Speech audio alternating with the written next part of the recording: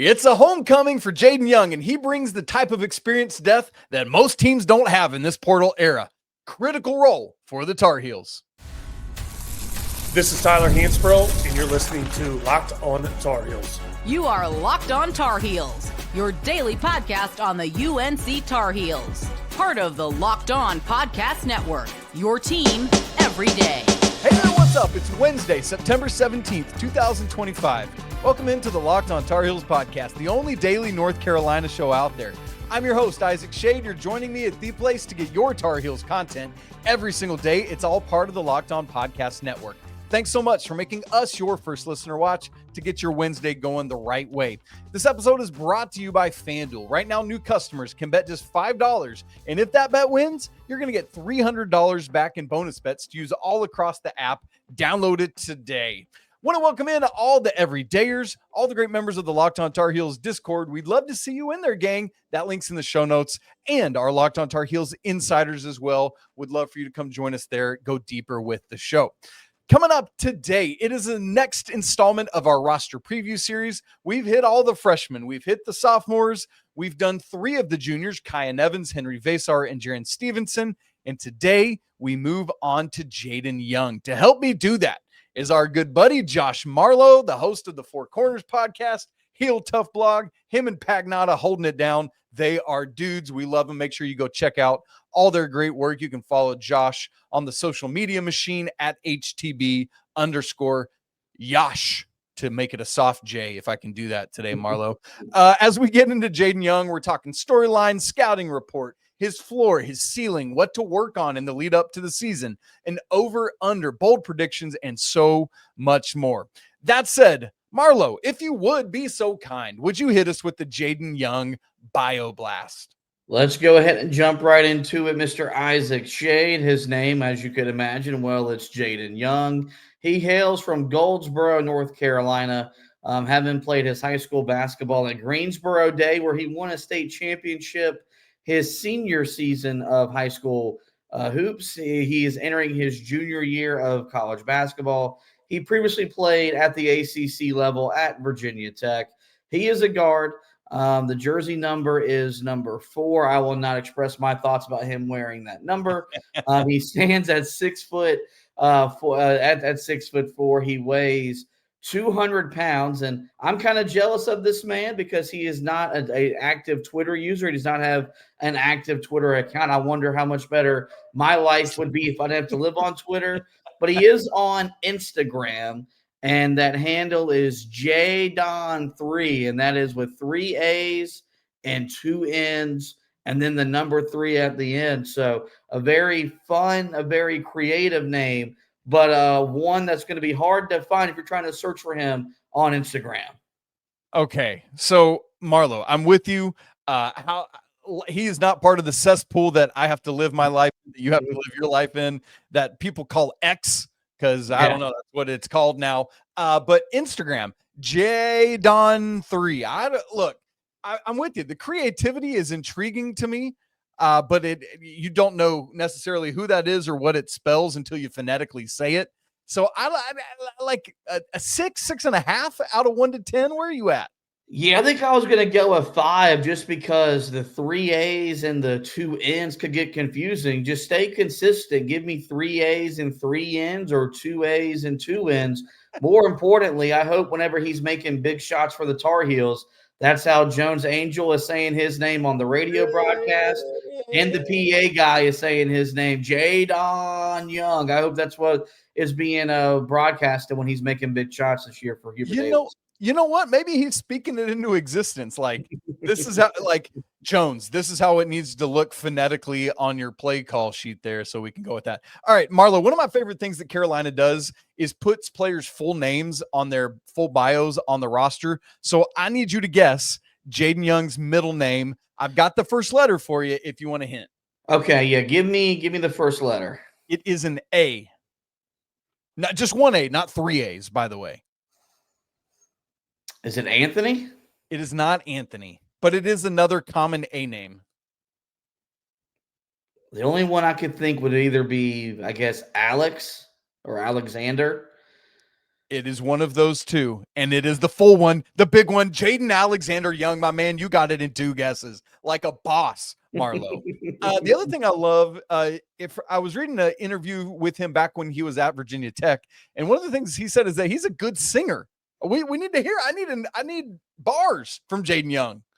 Yeah, that's something that I love to do. Full disclosure, big sing in the shower type of guy, but I cannot sing. I've been told once in my life at a church that I sung very well, and the woman was in her 80s and had hearing aids. That's the And they were turned only off, thing by I've the way. ever gotten about my singing. I love to do it, but I cannot do it. You're out here making a joyful noise to the Lord, Marlow, and that's what counts. Look, okay, why don't you hit us, Jaden Young, as you said, a junior, had 2 years at Virginia Tech. Why don't you hit us with his stats from last year in Blacksburg? Yeah, let's go through that really quickly here. He played in 32 games. He started 10 of them. He averaged 22.4 minutes per contest. He averaged 8.1 points per game, 1.7 rebounds per game. If you break that down, 0.2 rebounds on the offensive glass, 1.5 rebounds on the defensive glass, 1.1 assists, 1.1 turnovers per game. He literally had 0 blocks, and it says literally on our sheet here. So he averaged 0.0 blocks per game for Virginia Tech. He did average just over a little bit half of a steal, 0.6 steals per contest a year ago. He shot 34.7% from the field. It's broken down to he was 91 of 262. He averaged just over 8 attempts per game. He shot 41.8% from 2-point land. That was 46 of 110. He averaged 3.4 2-point shots per contest. From behind the 3-point line, just 29.6% shooting from deep. That was 45 of 152. But that was on 4.8 attempts. So he fit the shooting that Hubert Davis wanted to add to the roster in terms of attempts per game. Efficient at the foul line, though, shot 81.6% from the charity stripe. He was 31 of 38, but that was just on 1.2 attempts per contest. All right. So the free throw shooting, great, low volume, low sample size. For those who haven't looked at his stat sheet, his freshman year, he shot much better from 3. So that's going to be obviously part of our conversation today is, will the real Slim Shady please stand up, right? We got to figure that out. By the way, Marlow, because of my last name, everybody in high school just called me Slim. That was my nickname. So there you go. If you ever need to pull that out, you're more than welcome. Look, here's like big question for me. We talked about, or I mentioned it in the cold open. In this portal era, when anyone can transfer anywhere that has a starting opportunity and get lots of playing time, this is a dude that, as you just told us, started 10 games last year for Virginia Tech, played 32 games, and probably could have stayed there, played a lot more, could have transferred somewhere else, and played a lot more than he likely is at North Carolina. But man, ACC experience matters. And so to that end, here's my question for you. Why on earth leave Virginia Tech where you know you can be a dude and go play somewhere where you are likely to be buried on the bench behind a bunch of other very talented guards? Why would you do that? Correct me if I'm wrong. I believe he was going to High Point, but ended up coming to Carolina. I may have that incorrect, but I do think he was leaning towards transferring to High Point. I'll tell you why I think he leaves Virginia Tech to come play at Carolina is because I don't think he's going to be buried on the bench. I do think he is going to play, and I do think he's going to play 8 to 10, 12 minutes on a consistent basis for Carolina because he has ACC experience. I think Hubert Davis values that. I remember when he transferred in and Inside Carolina did the piece they did about his transferring. He talked about how much he grew up wanting to be a Carolina basketball player, wants to put on that jersey, run out of that tunnel, play on that floor. I think he'll be a good culture fit for Hubert Davis and a roster that it has to come together in a big way for him and what feels like a make or break year for him. And one thing I love about Mike Young guards, whether they were Mike Young guards that were at Wofford or Mike Young guards that were at Virginia Tech, Shade, these guys are tough, man. Yeah. There's just you got to be tough to play for Mike Young.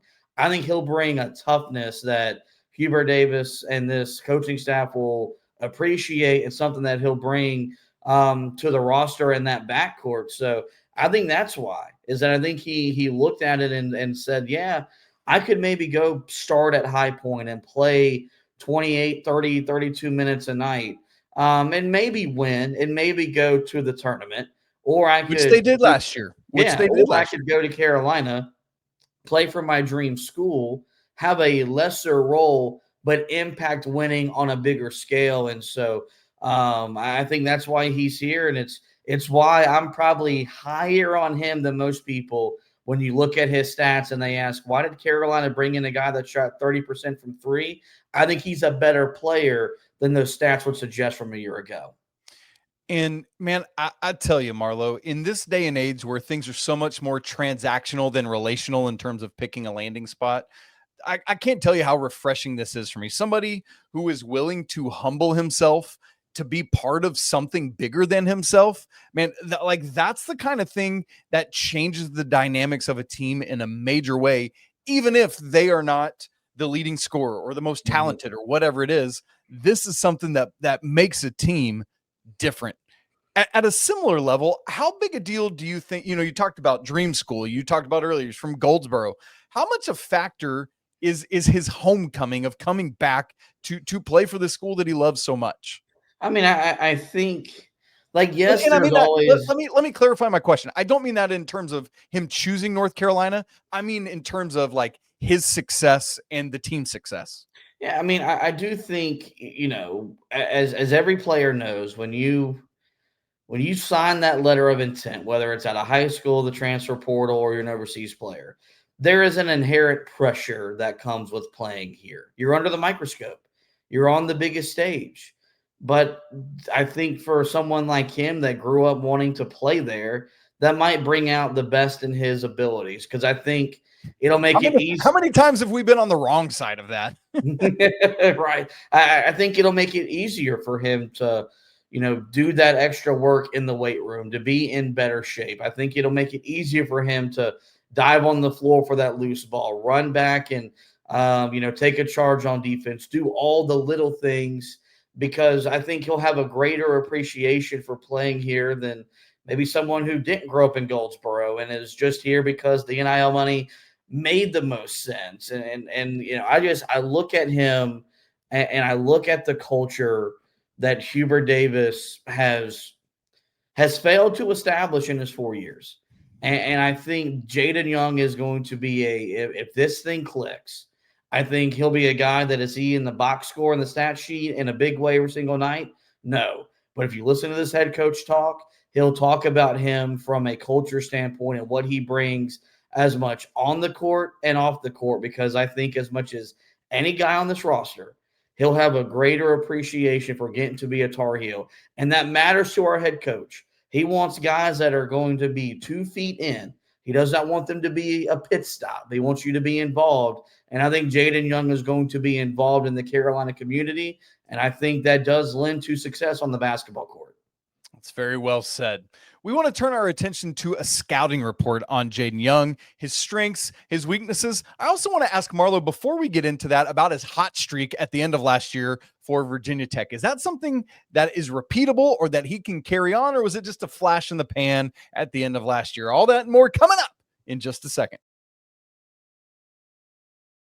Right after I tell you about Mazda, which crafts cars for those who do more than simply move. Mazda delivers confidence with every ride, with more IIHS Top Safety Pick Plus awards than anyone else as of August 2025. From footwork to breathwork, athletes sweat all the details, and Mazda brings that same level of intentionality to how they craft every single model. You can feel that incredible Japanese craftsmanship in every detail, from the metallic accents to the available Nappa leather upholstery. With all-wheel drive standard in literally every crossover SUV, you can drive with confidence through almost any season. Because with Mazda, everyday drives feel like anything but. From smooth handling to intuitive controls, it's all there. So like our Tar Heel players, Mazda sweats every detail, because when you make every move count, impossible, that becomes irrelevant. Mazda, move and be moved. This episode is also brought to you by DoorDash. It's almost the weekend, and that means it's time to look back and crown last week's MVP on Who Delivered, powered by DoorDash. Just like you can win every Saturday with DoorDash Streaks, saving more every time you order, this player delivered when it mattered most. Let's break it down. For Carolina, Juju June. Oh my goodness, he delivered in a big way. In his first career start, he rushed 14 times for 148 yards and a touchdown, plus one catch for 19 more yards. When the pressure was on, this true freshman, man, he came through. No hesitation and no delay. And if you've been watching week after week, you saw this start building last week. June is on a little bit of a hot streak. We'll see if he can keep it going this Saturday down in Orlando. And just like Juju June delivered for the Tar Heels, DoorDash delivers your Saturdays. With DoorDash Streaks, you save every Saturday you order. Stack it up all season to save up to as much as $250, including $100 in DoorDash credits. So order this Saturday, keep the streak alive, fuel your game day only with DoorDash. Terms apply. Promo period is going to run all the way through November 18th. All right, Marlo, I want to get to a scouting report on Jaden Young. And as part of that, I want to take a look back at his final 6 games of last season, the final 5 regular season games, and then Virginia Tech's loss to Cal in the ACC tournament, which even the fact that I have to say that, wow, Virginia Tech, woof. Here's his scoring in those 6 games. 27, 11, 26, 12, 10, and 12. And Marlo, look, I know the ACC wasn't last year what it, isn't our mighty vaunted ACC, but you're still playing Power 5 basketball, and you're doing that to power conference teams who are, by the way, in desperation mode as we get towards the postseason. Is that a one-off random hot streak? Yeah, I think like right now that answer might be to be determined. But I do think the fact that it was over 6 games does make you believe that that's something that could be something that carries over to his time here at Carolina, his time in Chapel Hill, because 6 games at the college level means you're doing it over 2.5 weeks, where like, the NBA, you play 6 games in 10 days. This is, you play twice a week, at the college level. So, and after you have a 27-point game, guess what? You're on the scouting report. Guys are going to look to try to take you away. And so, yeah, while there maybe been a little bit of a roller coaster, that was a guy that was maybe having to adjust to, now having a bigger target on his back when he walked on the court. But I do think, he can be an impactful offensive player, even though he'll come off the bench, because he'll be surrounded by better players. And I think that's something that I really try to stress whenever we bring in certain recruits, and why Carolina brings them in is that they look at a guy that produced at Virginia Tech and they saw the firsthand what he was capable of doing. Okay, well, what if he's in our system? And what if he's surrounded by, a top 10 draft pick in Caleb Wilson? He's got a big man like Henri Veesaar who could be an NBA level big man. He's going to share the backcourt with Seth Trimble, a guy that puts so much pressure on the rim with his ability to drive the ball. Can he drive and kick and get cleaner shots from behind the 3-point line? So I'll be shocked if he comes out here and scores 27 points in an ACC game, but I would not be surprised if there's a night where Carolina needs bench scoring, if that's the guy that Hubert Davis turns to, because he knows he's capable of doing that. And I think that's going to be a real godsend for this group this upcoming year, is having a guy that can come off the bench and score, which is something quite literally Hubert Davis has not had in his first 4 seasons at the helm at UNC. That's such a good point. When Coach Hubert Davis turns around and sees, I apologize to this player already for catching a stray, but when he sees Jaden Young instead of Paxton Wojcik, it's like that's just, with all due respect to Paxton, that's a different level of player that's done it at a higher level and is somebody that you can trust more to put in a game and do more, right?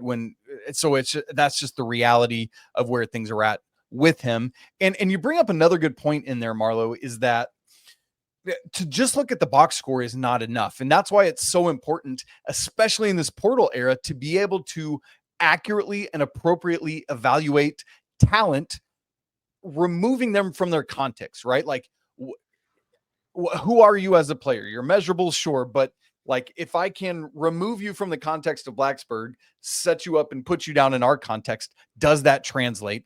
And that's where Jim Tanner's eyeballs matter and Hubert Davis's eyeballs matter, rather than just random Joe Q Carolina fan that's like, I looked at his box score and he doesn't shoot. Well, you didn't look at how he shoots, and you didn't look at how he'll fit with Carolina. And so maybe he will impact, maybe he won't, but the box score doesn't tell the whole story. And I think that's an important point you make. Marlow, let's get to that scouting report. As you look at his strengths, obviously we've talked about his offensive capability there, whether it's building on that or more. What else do you see? Yeah, I mean, I think it's just a guy that's going to bring some experience to the backcourt. And this is going to be a backcourt that's going to be, I'm not going to say in flux. I don't know if you got a chance to listen to Kyan Evans' presser last week.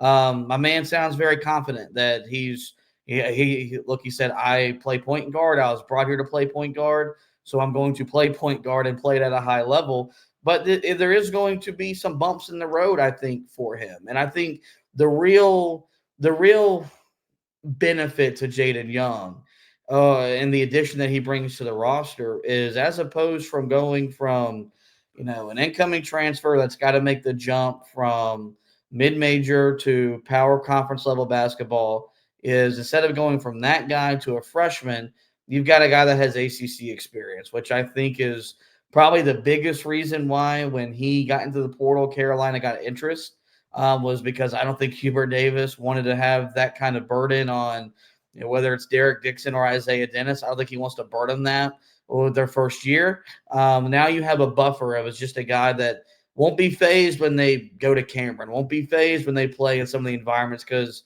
he's already been in those arenas at some point.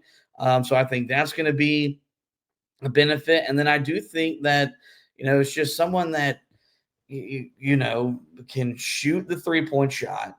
I think you want to get cleaner looks from behind the three-point line than what he was able to get at Virginia Tech. This comes back to playing with better players, playing in a better system, playing with better floor spacing. But he fits the mold of what Hubert Davis wanted to add to his roster, which was shooting. You look at that 30%, and it's not great, but you look at what he shot as a freshman, and you can see there's capabilities there. And so I think it's just another weapon that he has at his arsenal when they want to, shoot the three-point shot. And so I do think, he's going to be a much more beneficial addition than maybe most people are sitting here thinking a week out from the start of fall practice. I mentioned an interview that he did when he was at Virginia Tech where he talked about singing. One of the things he self-identified there were three strengths that he has. Marlow, one was scoring. We've talked about it. The other was defending and having defensive grit. And then third was being a great teammate. Obviously, putting the ball in the bucket, that's the way you win a basketball game. Another way you do that is by stopping your opponent from putting the ball in the bucket. Do you see that as something that he could, we look at it like, say, Isaiah Jackson last year. Again, sorry for someone catching a stray. I didn't intend to choose violence today. But right, like I said, Isaiah, Ian Jackson, part of the reason he would sometimes get played off was his inability to guard his position. If Jaden Young can show that capability and or the being a great teammate, how much does that help? I think it helps a lot. And you look at that, that body, he's 6'4", 205 pounds. That's a physical specimen that Carolina did not have a year ago in their backcourt. They were small, and they weren't real strong, if we want to be brutally honest. That's not going to be the case. This could be a guy that can pick the ball up at half court, get in a defensive stance, and impact a possession or two. And that's where it comes back to that toughness that he had to, you can't be soft and play for Mike Young. Yeah. You got to be tough to play for him because he coaches tough. I think he'll just kind of carry that workman-like mentality over here where that guy is going to get in a stance and he's going to guard. He's going to get in a position to draw a charge. He's going to run back and play defense. He's going to do all the little things that every team needs someone to do. Yeah. And I think he knows that's what his role and his job is going to be, to benefit and impact winning. And so I do look at him as someone that could really be a plus defender for Carolina coming off the bench. And that's those great points you mentioned, with Ian Jackson a year ago when he got moved to the bench. He got moved to the bench, yes, because he quit shooting, but he quit defending. Oh. And Hubert Davis was just, you caught with, if you're not going to defend and not score, I can't play you.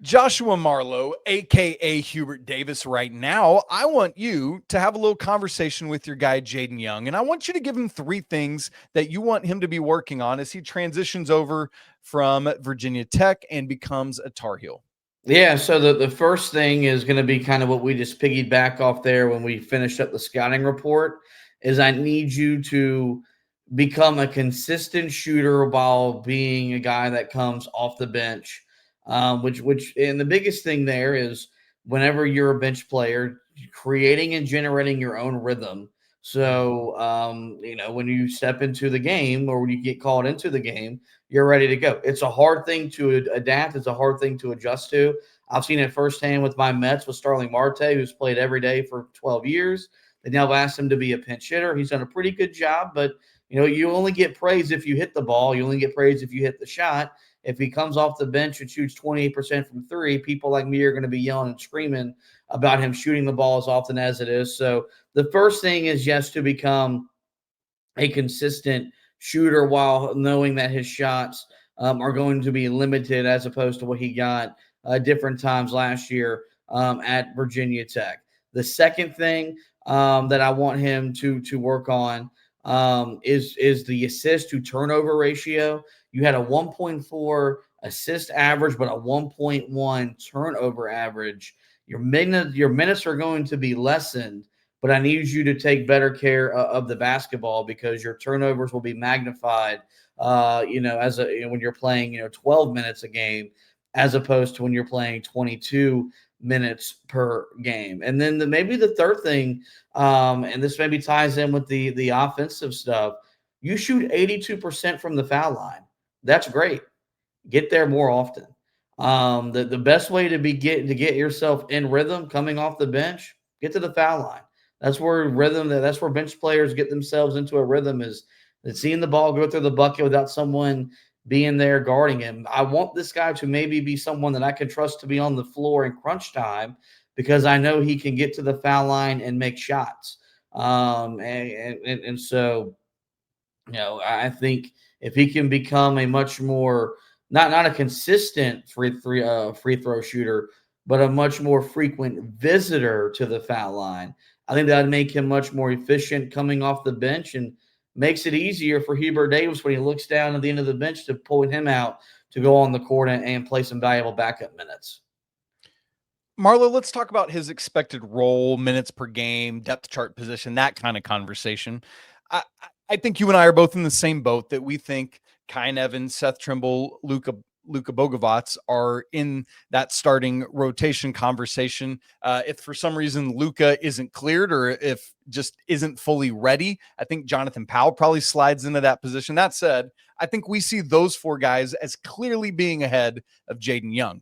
The question then becomes, it feels like Jaden Young is competing with the 2 freshman guards, Isaiah Denis and Derek Dixon, for that 5th backcourt / wing role. Is that kind of where you're at, or do you assess it differently? Yeah, I mean, in my mind, I think in a perfect world, I think he is the clear backup point guard for Hubert Davis when the season starts with the experience that he has playing at the level, that nice buffer from Kyan Evans to the freshman. I was trying to think, I don't think people understood how good Bobby Frazier was, how good Quentin Thomas was. Those guys could have started at probably 85 to 90% of other programs in a power conference level when they were backing up, whether it was Ray Felton or Ty Lawson. Could he be what Nate Britt was? Just a guy that came off the bench, ran the offense, made plays defensively, did not kill you, did not harm you in some way. So I think that's going to be my expected role from when the season begins. I do think, though, because I think the talent of the freshmen are superior to his talent, if he isn't productive, he is one of the guys I look at that maybe that role does get diminished as the season does move along. But I expect him to be, on night 1, Carolina's first option to be the backup point guard, and maybe their first option if they want to deploy 3 guards, a wing, and a big man just to have that extra ball handler on the floor to free up some movement for Kyan and Seth Trimble. So I enter the season with maybe a higher expectation for an immediate role, while understanding there is a chance that the freshmen overtake him as the season moves along. Yeah, I hear that. That makes some sense. And there's some precedent for that with Hubert Davis and even Roy Williams of favoring the experience and guys that, that way the freshmen, as you said earlier, don't have to bear such a weight or burden on their shoulders. Marlow, let me give you a floor and a ceiling for Jaden Young, and you tell me if you would go lower on the floor, maybe higher on the ceiling, or where you would be. From a floor, we talked about which 3-point shooting was the real Slim Shady, right? So the floor would be, to me, last year's 3-point shooting was his true self. He winds up buried on the depth chart around 11th of the 13 scholarship players and only gets like mop-up minutes, nothing really more than that on any sort of consistent basis. From a ceiling, he works his way up to, 8 or 9 on the depth chart. Sounds like you might be a little higher, and that's great if you want to push the ceiling, because that's what I want you to do. Consistently, he gets 5 to 10 minutes per game and shoots 40% from 3. If we're talking ceiling, he's a critical bench piece for a high-level Carolina team. I think both of these are very much in play. I think that's what, like, the floor. Yeah, the floor is when you get to conference play, we're not seeing Jaydon Young on the basketball court unless they are up by 30 or down by 30. But I believe more. I believe more in the ceiling. I really do.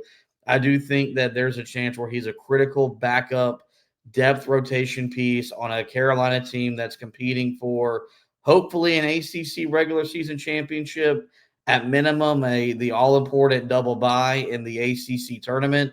And he's shooting, I'll go 38% from 3 because that's what I want my guys to shoot. 40 is great. Yep.